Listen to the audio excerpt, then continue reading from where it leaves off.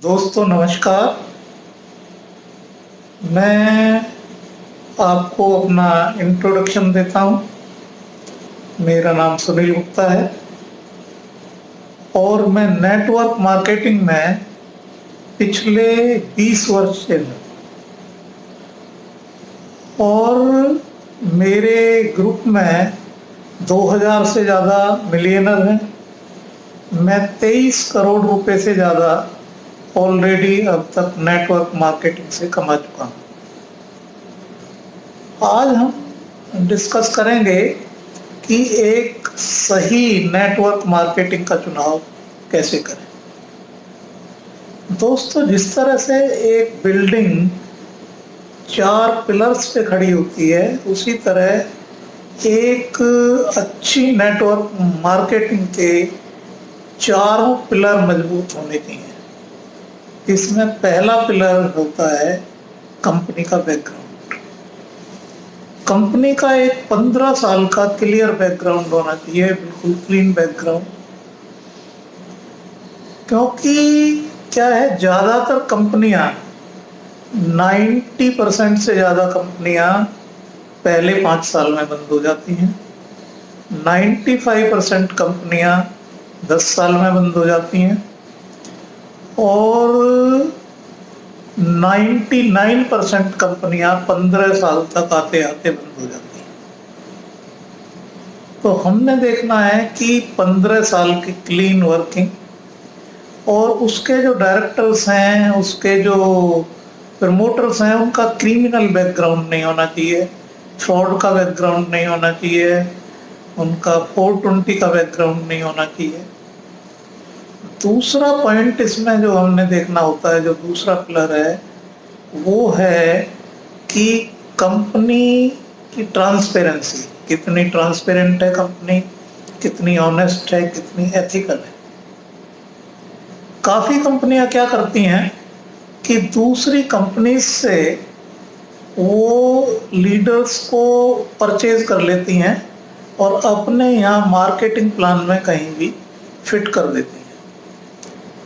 अब क्या है, ये जो एग्जिस्टिंग डिस्ट्रीब्यूटर्स हैं, उनके साथ तो नाइंसाफी हो गई, उनके साथ तो बेईमानी हो गई।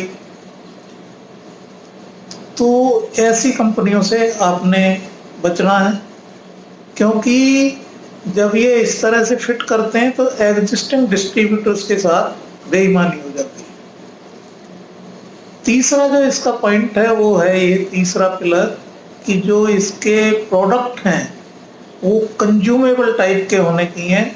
वो इस तरह के नहीं होने चाहिए कि टीवी है, आरओ है, 15-20 साल में एक ही लेने की जरूरत पड़ेगी। चौथे, जो मार्केटिंग प्लान है उसमें पैसा होना चाहिए। उसमें 2 चीजें बेसिकली आपने ज़्यादा देखनी है। एक तो क्या कंपनी के अंदर रॉयल्टी इनकम है।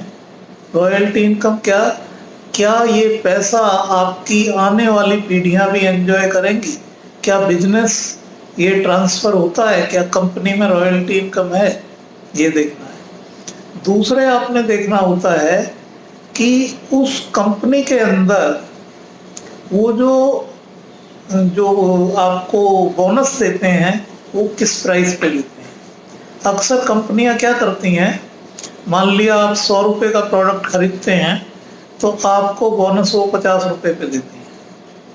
तो यदि कंपनी आपको कह रही है 20% बोनस मिलेगा, तो आपके इन हैंड कितना आया? 10% ही आया। और यदि कोई कंपनी कह रही है कि आपको 125% बोनस मिलेगा, तो आपके हाथ में कितना आया? आपके हाथ में दोस्तों आया 25%। अभी देखिए, दोनों कंपनीज आपको बोल रही हैं 20% मिलेगा। एक में आपको मिला 10%, दूसरे में आपको मिला 25% आपके हाथ में आया। तो दोस्तों, ये चीजें यदि आप ख्याल रखेंगे इनका, तो आप जो है कितनी भी तरक्की उस कंपनी में कर सकते हैं, कितनी भी ऊंचाइयां छू सकते हैं। धन्यवाद। All the best. God bless.